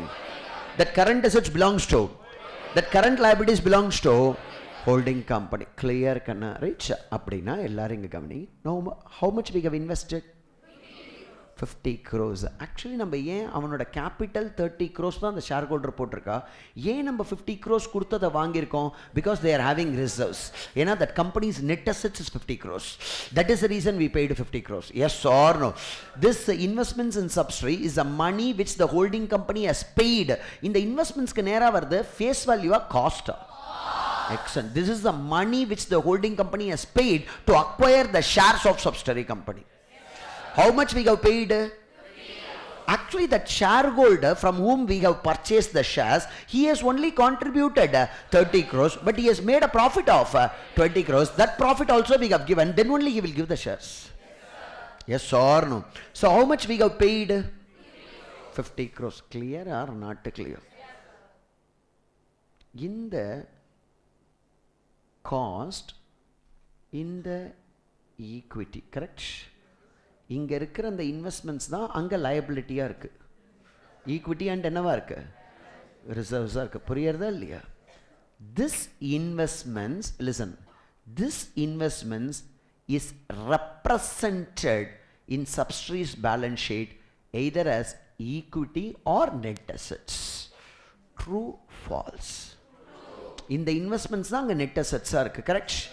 இந்த இன்வெஸ்ட்மெண்ட்ஸ் நீ பண்ணதுனால தான் இதெல்லாம் ஒன்றுன்னு சொல்லிக்கிற. Yes or no? Now how we have to consolidate? How we have to? ஒண்ணுமே இல்லைக்கண்ணா. இந்த இன்வெஸ்ட்மெண்ட்ஸையும் இந்த ஈக்விட்டி, இந்த ஈக்விட்டி கிரெடிட், கரெக்ட்? இந்த இன்வெஸ்ட்மெண்ட்ஸ் என்ன? இது ரெண்டு என்ன ஆயிடும்? கேன்சல் பண்ணிட்டு இந்த 50 ரூபாய்க்கு பதில் இந்த 60 பிளஸ் 40 மைனஸ் 50 இதில் கொண்டு மர்ஜ் பண்ணனா that is consolidated financial statements. Clear or not clear? Logic புரிஞ்சுட்டா? இப்போ consolidated balance sheetல fixed assets எவ்வளவு வரும் சொல்லு? 160. நீ இப்ப திங்க் பண்ணி சொல்லு, இந்த 160யும் இந்த ஹோல்டிங் பேரண்ட்டுக்கு சேரணுமா இல்ல 100 தான் பேரண்ட்டுக்கு சேரணுமா? 160யும் பேரண்ட்டுக்கு சேரணும். ஃபிக்ஸட் அசெட்ஸ் டோட்டலா பேரண்டோட ஃபிக்ஸட் அசெட்ஸ் எவ்வளோ? 160. பேரண்டோட கரண்ட் அசெட்ஸ் எவ்வளோ? 90. அந்த இன்வெஸ்ட்மெண்ட்ஸ் வரக்கூடாது. பிகாஸ் the இன்வெஸ்ட்மெண்ட்ஸ் தான் இதை ரீப்ளேஸ் பண்ற. You are removing the investments and bringing the real assets of subsidiary, that is called as consolidation. ஏன்னா இந்த இன்வெஸ்ட்மெண்ட்ஸ் தான் இந்த ஃபிக்ஸட் அசெட்ல உனக்கு ரைட்டை கொடுத்துருக்கு. இந்த இன்வெஸ்ட்மெண்ட்ஸ் தான் இந்த கரண்ட் அசெட்ஸ்க்கு உனக்கு ரைட்டை கொடுத்துருக்கு. தலையில கை வைக்காதக்கு நான் கவனிங்க. ஐடியா புரியுறதா இல்லையா? அப்போ இந்த இன்வெஸ்ட்மெண்ட்ஸையும் இந்த ஈக்விட்டி ஷேர் கேபிட்டல் ரிசர்வ்ஸையும் கேன்சல் பண்ணிட்டு இந்த நெட் அசெட்ஸ் அங்க மர்ஜ் பண்றது தான் கன்சாலிடேஷன். ஐடியா புரிஞ்சுதுன்னு நினைக்கிறேன். Okay. So fixed assets 160, current assets 90, current liabilities சொல்ல 80, non-current liabilities 20, non-current liabilities 20. Equity share capital, whether we have to merge or we should not merge, because we have to cancel the debit against this credit. அப்படின்னா sir அப்போ investments is compared with the equity of subsidiary. Yes, investments is compared with the equity of subsidiary. The equity and the investments it gets cancelled. Only the remaining items are merged in the consolidated balance sheet. Whether equity share capital of both holding and subsidiary will come or only holding. But fixed assets, holding and subsidiary. Current assets, holding and subsidiary. Current liabilities, non-current liabilities, holding and subsidiary. Equity share capital only. Yes, subsidiary கொண்டு வரக்கூடாது. அந்த actually இப்போ நான் ஒரு consolidation Journal entry pass பண்ணியிருக்கேன். Consolidation Journal entry நான் ஒன்று pass பண்ணியிருக்கேன். என்ன ஜேர்னல் என்ட்ரி பாஸ் பண்ணியிருக்கேன்னா, இந்த இன்வெஸ்ட்மெண்ட்ஸை நான் கிரெடிட் பண்ணி ஈக்விட்டி ஷேர் கேபிட்டல் ரிசர்வ்ஸை என்ன பண்ணியிருக்கேன்? டெபிட் பண்ணியிருக்கேன். புரியுறதா இல்லையா? இந்த கன்சாலிடேஷன் என்ட்ரி இதானது consolidation entry. Clear or not clear? அது கேன்சல் ஆயிடுது. ஸோ அப்போ அந்த இன்வெஸ்ட்மெண்ட்ஸ் வரக்கூடாது. Equity share capital of holding எவ்வளோ? 100. ரிசர்வ்ஸ் அண்ட் சர்ப்ளஸ் ரெண்டு மர்ஜ் பண்ணுமா only holding? Very good. Only holding எவ்வளோக்கண்ணா? 50. அப்போ டோட்டல் எவ்வளோ? 250. 250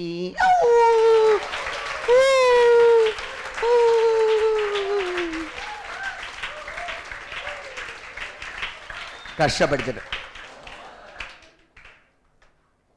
Sir, this investments is giving you right to enjoy the fixed assets, current assets and current liabilities of that. So you are cancelling the investments against the equity share capital and merging it. ஏன்னா ஏன் sir அந்த equity share capital வரல? இந்த equity share capital வச்சு தான் invest பண்ணியிருக்கான். அந்த investments தான் இங்கே இதுவாக இருக்கு.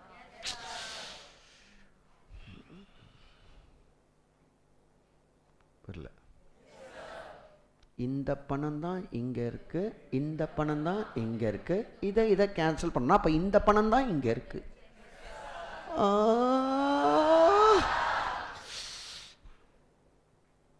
புரியல புரியல புரியல.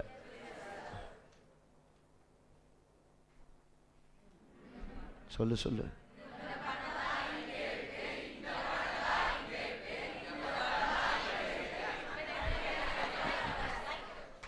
அதான் கன்சல்டேஷன். சார் இந்த 100 rupees அதில் இன்வெஸ்ட்மெண்ட்ஸ் இருக்கு. ஆமாம் கண்ணா, ஏன்னா அந்த கம்பெனியோட ஒர்த்து நெட் அசெட்ஸ் 50 ரூபா. அதை நம்ம இங்கே கொடுத்துருக்கோம், இந்த இன்வெஸ்ட்மெண்ட்ஸாக கொடுத்து அதை வாங்கிட்டோம். அப்போ இந்த இன்வெஸ்ட்மெண்ட்ஸு கேபிட்டலிங் கேன்சல் பண்ணி அசட்டே கொண்டு வரதான் consolidation. Accounting standard 21 which is not in your syllabus. உன் சிலபஸில் என்ன கிடையாது? AS 21 நீ ஃபுல்லாக படிக்கணும்னு நம்ம சொல்லலை, பட் CFS ப்ரிப்பேர் பண்ணணும். Anyway we are going to follow only AS 21 guidelines to prepare consolidated financial statements. கஷ்டமாக இருக்கா இல்லை ஈஸியாக இருக்கா? ஈஸியாக இருக்கா கஷ்டமாக இருக்கா? சிச்சுவேஷன் 1. சிச்சுவேஷன் இதான் இப்போ ஆரம்பிச்சிருக்கல. உள்ள வந்துட்டே இல்லை தெருவில் தான் நிற்கிறியா கன்சால்டேஷன்? உள்ள வந்துட்டல்ல, ரைட்? இப்போ என்னடா உள்ளே வந்துட்டேன்னா கனெக்டடு நல்லா இருக்கு சார். இது நீங்கள் கேன்சல் நல்லா இருக்கு, எனக்கு சேர்க்கறது எப்பயும் பிடிக்க சார். ஆமாம், இந்த ஃபிக்ஸ்டு அந்த ஃபிக்ஸ்டு இந்த கரண்ட்டை சார் டேய் இங்கே எல்லோரும் பாரு, லைன் பை லைன் கன்சால்டேஷன் சொல்ல. அப்படின்னா sir land and building plantation அதெல்லாம் சில்லற நீங்கள் பண்ணணும். டேய் நான் போடுற வரைக்கும் ஃபிக்ஸ்டு அசட்ஸ். பட் உனக்கு எக்ஸாம்பிள் எப்படி கொடுப்பான்? Land and building. நீ வாட்டுக்கு எல்லாத்தையும் சேர்த்து டைம் இல்லை, ஃபிக்ஸ்டு அசட்ஸ் கரண்ட் அசட்ஸ் எல்லாத்தையும் குரூப் பண்ணி கன்சாலிடேட் பண்ண அதெல்லாம் பண்ணவே கூடாது. ஒன்றா கேஷ்னா இங்கே கேஷ் அங்கே கேஷ், இங்கே பேங்க் அங்கே பேங்க், இங்கே ஸ்டாக் அங்கே ஸ்டாக். சார் அது நாங்கள் பண்ணுவோம் சார். நான் அது மாதிரிலாம் போடவே மாட்டேன், எனக்கு அது பிடிக்கவே பிடிக்காது. உனக்கு தெரியாதுல பிளான்ட் மிஷின் எல்லாமே. கரண்ட் அசட்ஸ் மட்டும் தெரியாதா? நிறைய தெரியாதா? கரண்ட்டில் எப்படி ஒன்று தெரியாதா? இப்போ இதை நான் மாற்றி கொடுத்தேன்னா பயந்துருவியா? சண்ட்ரி கிரெடிட் சார் எனக்கு நீங்கள் சொல்கிற மாதிரியே செம்ம கொடுக்கணும். அடே ரெடி. சிச்சுவேஷன் 1 எல்லாரும் உள்ளே வந்துட்டியா இல்லையா? சிச்சுவேஷன் 2 எனக்குன்னா சிச்சுவேஷன் 2 வேணா பார்த்துக்கிட்டே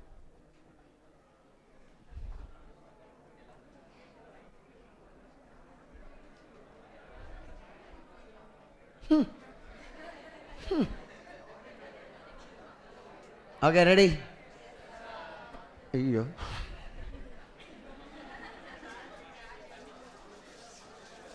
நிறுத்த கொஞ்சம் நேரம் நிறுத்து ஃபர்ஸ்ட்.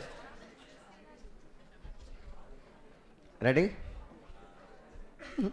Idea ready. சிச்சுவேஷன் 2 கவனி. பேலன்ஸ் ஷீட் டேட் என்ன? அவனோட பேலன்ஸ் ஷீட் டேட் என்னது? ஓகே. டேட் ஆஃப் அக்வேஷன் என்ன? இன்றைக்கி தான் வாங்கியிருக்கோம், இன்றைக்கே வாங்கி இன்றைக்கே கன்சால்டேட் பண்ணுறோம். சார் வாங்கினோடனே கன்சால்டேஷன், வாங்கினோடனே நமக்கு பவர் வந்துடுது நெட் அசட்ஸில். கன்சால்டேட் பண்ணி பார்ப்போம், அந்த ரசிக்கிறதுக்கு தானே வாங்கினது. அவனோட அசட்டை நம்ம பேலன்ஸ் ஷீட்டில் கொண்டு வந்து பார்த்தோம். என்னடா? Okay ready. Date of acquisition 31/3, date of balance sheet 31/3, H company acquired 100%. எல்லோரும் கவனிக்கணும். ஸோ ஃபிக்ஸ் நான் ஏதோ மாற்றிருக்கேன், நீங்கள் கவனிச்சிருந்தா தெரிஞ்சிருக்கேன், எங்கேயோ பார்த்துருந்தா ஒன்றும் தெரிஞ்சிருக்கேன். ஃபிக்ஸட் அசட்ஸ் இன்வெஸ்ட்மெண்ட்ஸ் இன் சப்ஸ்ட்ரி முன்னாடி எவ்வளோ இருந்தது, அப்புறம் கரண்ட் அசட்ஸில் ஒரு 10 குறைச்சா தான் டாலி ஆகுன்றதுனால இப்படி பண்ணியிருக்கேன். புரியறதா இல்லையா? ஓகே. அப்படின்னா listen carefully. Now how much we have really paid to that share holders to acquire the shares, but the net worth assets minus outside liabilities or the equity எந்த side அப்ரோச்சில் கண்டுபிடிச்சாலும் எவ்வளோ வருது net worth? எவ்வளோ வருது? But we have paid. So we paid extra to acquire the shares. Why we have to pay extra? Goodwill.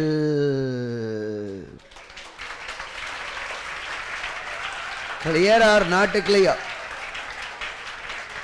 क्या जी समझे क्यों एक्स्ट्रा पे करना है गुडविल आता है सो पे करना है clear or not clear how much we got paid but the net worth on the date of acquisition is நம்ம வாங்குற அன்னைக்கே நீங்க net worth எவ்வளவு இருக்கு 50 கோடி தான் net worth இருக்கு but we got paid 60 why we have to pay 60 because that company is worth paying extra 10 that is the reason we paid clear because of the goodwill of that company clear okay இப்போ எல்லாரும் கவனிக்கணும் இப்போ அந்த balance ஷீட்ல net worth எவ்வளவு இருக்கு இப்போ consolidation cancellation entry போடும்போது equity share capital credit எவ்வளோ இருக்கு 30 இங்கே கிரெடிட் பேலன்ஸ் இங்கே எவ்வளோ இருக்கு இதையும் கேன்சல் பண்ணி அதை எல்லாத்தையும் உள்ளே கொண்டு வரதான் கன்சாலிடேஷன் இந்த இன்வெஸ்ட்மெண்ட்ஸையும் ஈக்விட்டி ஷேர் கேபிட்டல் ரிசர்வ்ஸையும் கேன்சல் பண்ணி இந்த ஃபிக்ஸட் உள்ளே கொண்டு வரதான் கன்சாலிடேஷன் எஸ் ஆர் நோ இப்போ நம்ம கேன்சல் பண்ணும்போது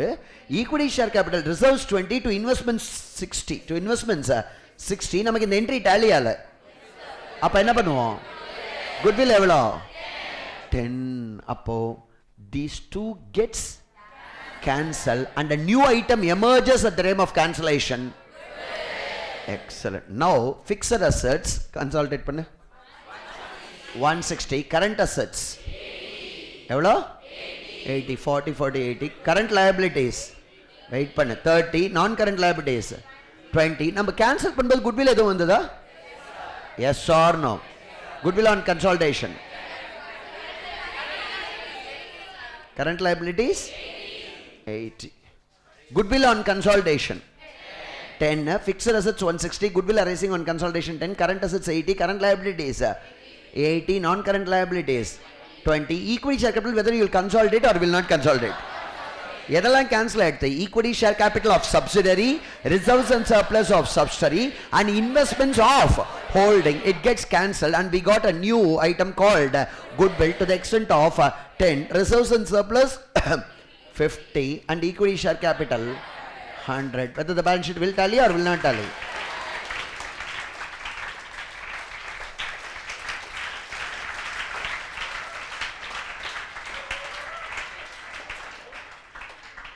ஃபீல் எல்லாருக்கும் இருக்கா சார் நல்லா இருக்கு சார்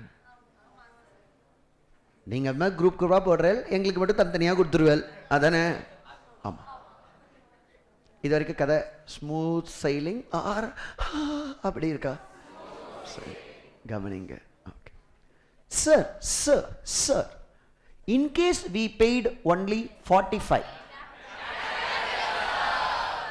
நீங்களா ஹெல்ப் பண்ணுவல எனக்கு நீங்களா ஹெல்ப் பண்ணுவல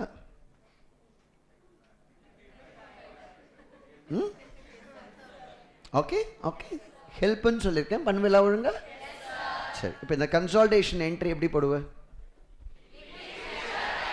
ஏய் இந்த கன்சாலிடேஷன் என்ட்ரி போடணும்லாம் அவசியம் இல்லை இது ஃபார் இன்டர்னல் பர்பஸ் நமக்காக டு இன்வெஸ்ட்மெண்ட்ஸ் ஓகேவா இப்போ ஃபிக்ஸட் அசெட்ஸ் எவ்வளோ வரும் குட்வில் வருமா கரண்ட் அசெட்ஸ் 80 அதுக்கப்புறம் கரண்ட் லயபிலிட்டிஸ் 80 நான் current liability 20 reserves and surplus அந்த 50 + 20 70 தானே 50 55 இன்னும் புதுசாக 5 ஆட் பண்ணுறேன் கேபிட்டல் ரிசர்வ் ஆன் கன்சாலிடேஷன் அப்படின்னு எழுதணும் நல்லா இருக்கா அப்புறம் எவ்வளோ 5 ரிசர்வ்ஸ் சேர்க்கலையா ரிசர்வை சேர்க்கக்கூடாதா கேட்குறேன் சேர்க்கலாமா சேர்க்கக்கூடாதா ஈக்விட்டி ஷேர் கேபிட்டல் 100 தானே சப்ஸ்டரியோட ஈக்விட்டி ஷேர் கேபிட்டல் எழுத மாட்டியா ரிசர்வ்ஸ் அண்ட் சர்ப்ளஸும் எழுத மாட்டேன் இப்போ டாலி ஆகிடும்ன்ற திமிரா வர இருக்க தெரியறது 100 150 155 கூட்டுறது கஷ்டமாக இருக்குமே ஐயோ 255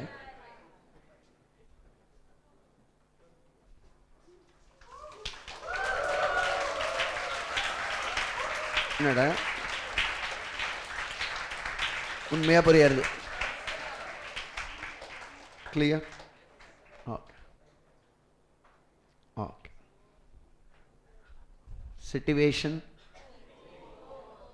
4 ஓ நீங்கள் போடுறதெல்லாம் ஒரு சிச்சுவேஷன், அதெல்லாம் ஒரு சிச்சுவேஷன். சரி போ, ஃபீல் ஆகிடுவேன். சரி, சிச்சுவேஷன் 4. கவனிங்க. இன்னும் வந்தால் ரியல் சிச்சுவேஷன் வருது. ரெடி பிரேக்கு ஒன்று பிரேக்கு பண்ணால் கரெக்டாக வந்ததே 8:45, 1:15 பிரேக்கு. பட் வந்ததே 8:45, அதில் வேற அரை ஹவர் தண்டம் போயிடுது கிளேகின்னு. நீங்கள் 7:45 வந்தல். கவனி இதை சொன்னா பிரேக் டிசர்விங் பிரேக்குன்னு அர்த்தம். ஒரு பிரேக் எடுக்கிறதுக்கே ஒரு டிசர்விங்னஸ் வேணும். கவனிங்க, 10 மணிக்கெல்லாம் ஷார்ப்பாக சாப்பிட்ருவேன்.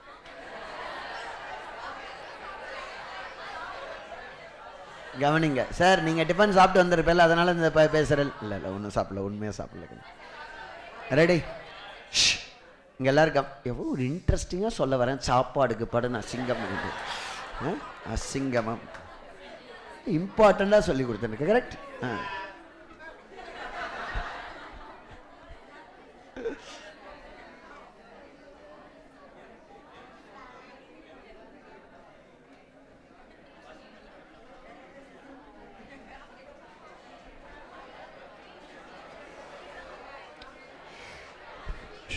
யார் பேசினே இருந்தனா அப்புறம் லேட்டாக விடுவான். அப்புறம் கவனிங்க, இங்கே எல்லாரும் கவனிங்க. சிச்சுவேஷன் 4ல் ஒரு சின்ன டெஸ்ட்டை கொண்டு வரேன் பார். கவனிங்க, H company acquired 80% of the shares of subsidiary on 31/3/2019. But still that is a subsidiary, correct? Yes or no? More than 50% if you hold itself, that other company is a subsidiary company. So we are having 80%. Okay, not okay. Sir, அப்ப என்ன sir பண்ணுவேல்? கவனிங்க. Okay. AS 21 says, Saravanan, even though you are holding 80%, still you are allowed to do full consolidation.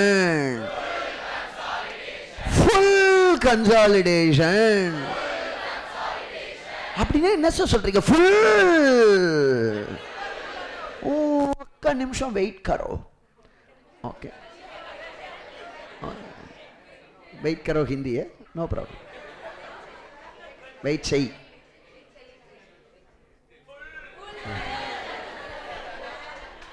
என்ன consolidation? டேய் நான் comedy பண்றேன்னு நினைக்காத, அது உள்ள ஒரு கருத்து இருக்கு, அதை புரிஞ்சுக்கோ. என்ன கன்சால்டேஷன்? ஃபுல்.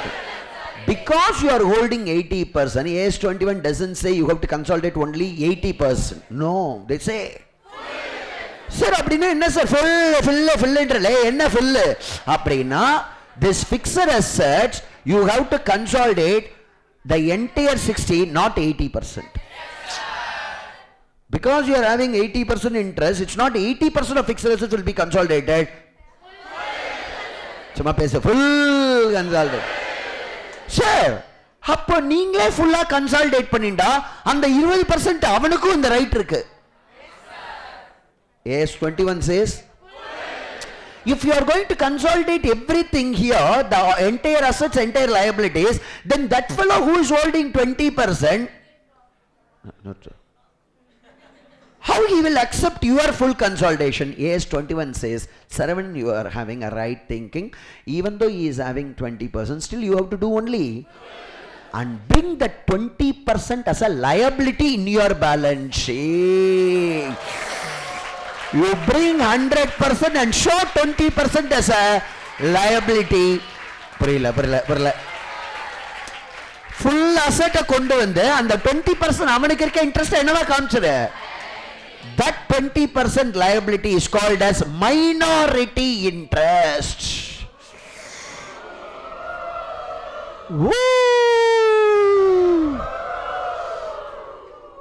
என்னடா அவன் பேர் என்ன?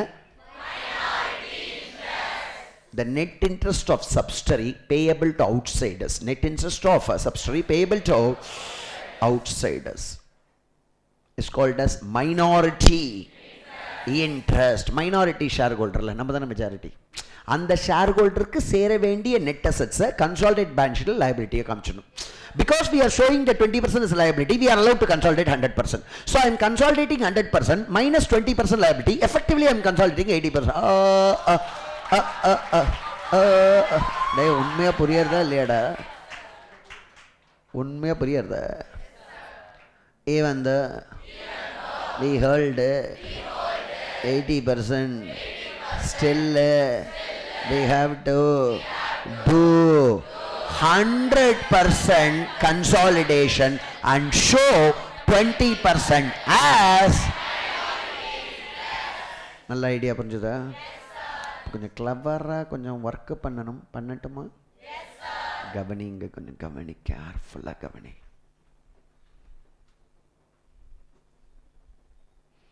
கொஞ்சம் நார்மலாக பெற்றுக்கலாமா இல்லை எதனா பண்ணலாமா? சம்மு பரவாயில்லையா? ஓகே, கவனிங்க. ஸ்டெப் 1. சார் என்ன சார் நீங்கள் எப்படிலாம் போட்டுறீங்க? அதை பற்றி பேசாத. Step 1, date of acquisition. சொல்லு. டேட்டா பார்த்து சொல்லு. எப்போ வாங்கினோம்? என்னைக்கு? அது எதிரே பார்க்கலண்ணா. டேய் என்னைக்கிட்ட வாங்கியிருக்கோம் ஷேர்ஸை? அதான் ஸ்டெப்பு 1. ஸ்டெப் 1லேயே ஷேர் ஹோல்டிங் பேட்டர்ன் எவ்வளோ சொல்ல? Holding company 80%, minority. நல்லா இருக்கா பாரு? கிளியராக இருக்கல? கன்ஃபியூசிங்காக இருக்கா? ஓகே. ஸ்டெப் 2 என்னங்கண்ணா? 2, we have to find out the net assets of the subsidiary as on the date of acquisition. So on the date of acquisition, net assets எவ்வளோ இருக்கு? எவ்வளோக்க? 50 தான் இருக்கா? இது என்ன அப்ரோச்சு? Asset approach. லைபிலிட்டி அப்ரோச்லேயும் அதை check பண்ணி எவ்வளோ இருக்குன்னு. லைபிலிட்டி அப்ரோச்லேயும் நெட் அசெட்ஸ் எவ்வளோக்கு? 50. என்ன அப்ரோச்சு? அப்போ நமக்கு அறிவு இருக்குன்னு அர்த்தம்.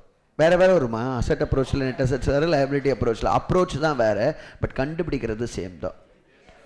இதில் எப்படி கண்டுபிடிச்ச? நிறுத்து பரவாயில்ல, அது சின்ன பாயிண்ட்டு தான், ரொம்ப பண்ணாது.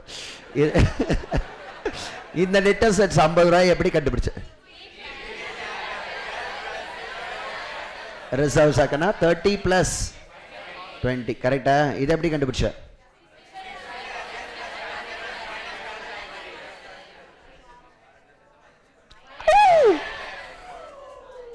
Minus liabilities. அது புரிஞ்சுட்டா? அது ஓகே. இப்போ எல்லாரும் கவனி. இந்த நெட் அசெட்ஸில் இந்த ஹோல்டிங் கம்பெனிக்கு எவ்வளோ சேரணும்? 80%. மைனாரிட்டி இன்ட்ரெஸ்டோட ஷேர். அப்போ 80% இவனோட ஷேர் போட்டால் எவ்வளோ வருது? 40. மைனாரிட்டிக்கு எவ்வளோ வருது? செப்ட் புரியல. புரிஞ்சுட்டா? ஸ்டெப்பு 3 கவனிங்க எல்லாரும். ஸ்டெப்பு 3 நம்ம குட்வில் கால்குலேஷன் திங்க் பண்ணலாமா? இப்போ இந்த சம்மில் என்டையர் நெட் அசெட்ஸும் belongs to holding or only 40 belongs to holding? இந்த 40க்காக நம்ம கொடுத்த பணம் எவ்வளோ? 60. We paid 60 to acquire only net assets to the extent of 40. அப்போ how much goodwill we have paid? அதான் step 3.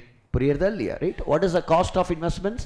60 minus holding company share of net assets எவ்வளோ? 40. அப்போ குட்வில் 20.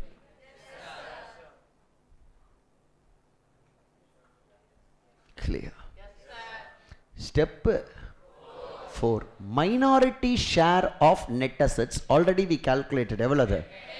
10. அதான் minority share of net assets. கஷ்டப்படுத்துறேன்னா அது சம்பளம் கொடுத்துருக்கான். சம்பளம் கொடுத்துருந்தது எழுதினேன். இது ஒன்றும் பெரிய கஷ்டம் இல்லை. இது இந்த எல்லா நெட் அசெட்ஸும் இந்த தடவை ஹோல்டிங் கிடையாது. ஏன்னா ஹோல்டிங் எவ்வளோ வச்சுருக்கான்? ஸோ அவனோட ஷேர் மைனாரிட்டி ஷேர் கண்டுபிடிச்சோம். இந்த ஹோல்டிங் கம்பெனியோட ஷேர் ஆஃப் நெட் அசெட்ஸ் 40 தான். ஆனால் ஹோல்டிங் கம்பெனி எவ்வளோ பணம் கொடுத்து வாங்கியிருக்கான்? அப்போ குட்வில் எவ்வளோ இருக்குது? 20. Minority share of net assets எவ்வளோ? 10. இப்போ கன்சாலிடேட் பேலன்ஸ் ஷீட் போடலாமா கண்ணா? ஓகே. ஃபிக்ஸட் அசெட்ஸ் இப்போ ஹோல்டிங் எவ்வளோ? 100. இப்போ சப்ஸ்டரி 60 எடுக்கணுமா இல்லை 80% ஆஃப் 60? ஃபுல் 60. ஏன்னா AS21 என்ன சொன்னான்? ஃபுல் சில ஃபுல் 160. அந்த இன்வெஸ்ட்மெண்ட்ஸ் கொண்டு வரணுமா? சொல்லுங்க. நோ, இன்வெஸ்ட்மெண்ட்ஸ் கொண்டு வர. Investments in subsidiary should not come in CBS. Equity share capital investments in subsidiary appearing in holding company's balance sheet should not come in CBS. Equity share capital of subsidiary should not come in CBS. Reserves and surplus of subsidiary should not come in CBS. Fixed assets. சொல்லு. Current assets எவ்வளோ? 80. Goodwill எதுவும் இருக்கா? Current liabilities எவ்வளோப்பா? 80. Non-current liability 20. Reserves and surplus எவ்வளோ? அந்த 20 சேர்க்க மாட்டல? ஏன் இந்த இன்வெஸ்ட்மெண்ட்ஸ் இன் சப்ஸ்டரியை கொண்டு வரல? Sir, we are just replacing that investments with the net assets of subsidiary. அந்த இன்வெஸ்ட்மெண்ட்ஸை தூக்கிட்டு தான் அவனோட நெட் அசெட்ஸை கொண்டு வர. அந்த இன்வெஸ்ட்மெண்ட்ஸ்னால தான் அந்த நெட் அசெட்ஸில் உனக்கு இன்ட்ரெஸ்ட் வந்திருக்கு. ஈக்விட்டி ஷேர் கேபிட்டல் மைனாரிட்டி இந்த ரிசர்வ்ஸ்க்கு கீழே மைனாரிட்டி இன்ட்ரெஸ்ட் எவ்வளோ? புரிஞ்சுதா? குட்வில் போட்டாச்சு 20. Total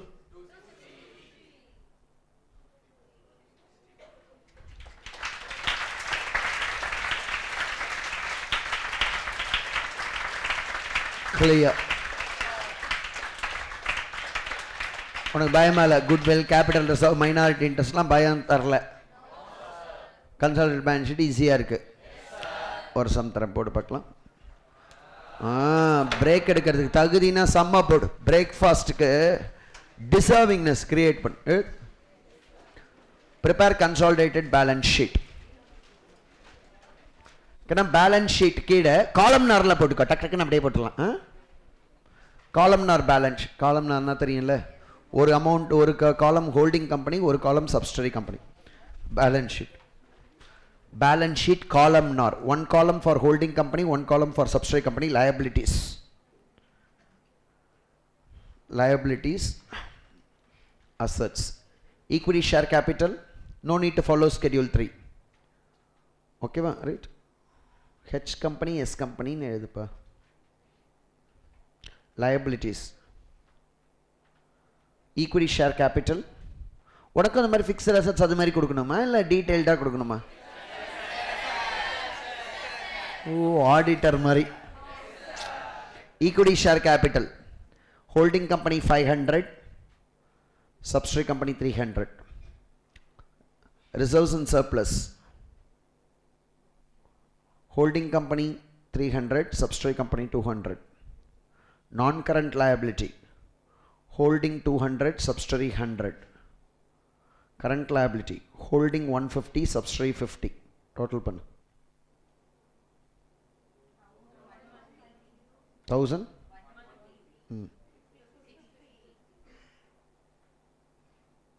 Okay. Fixed assets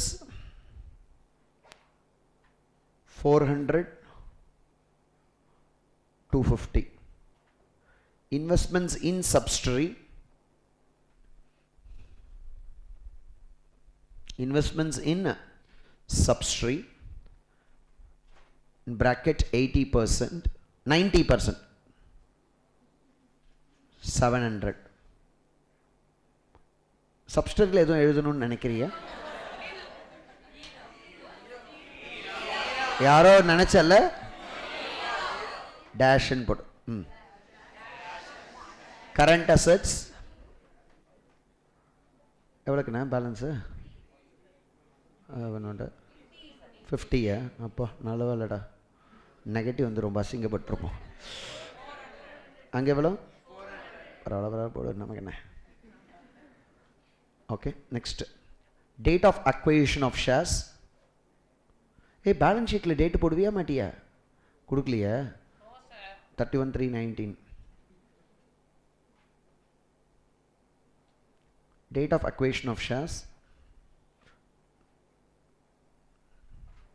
1/4/19. 1/4/19 நாலும் same date, same balance sheet you can use.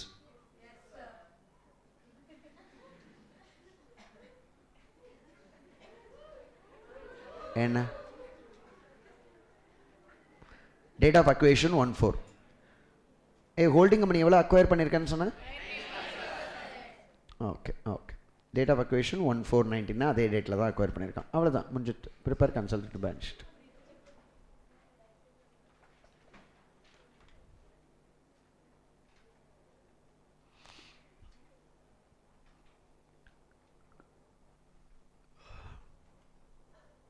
Friday எடுக்கிறதுனால சண்டே இதை எழுதுறது கஷ்டம்னு நினைக்கிறேன், இந்த கன்சாலிடேட்டட் பேலன்ஸ் ஷீட்டை. அதானே சொல்ல வர?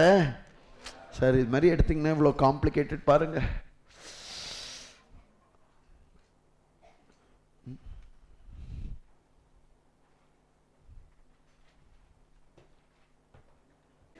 $650. Current assets, goodwill, equity share capital, reserves and surplus,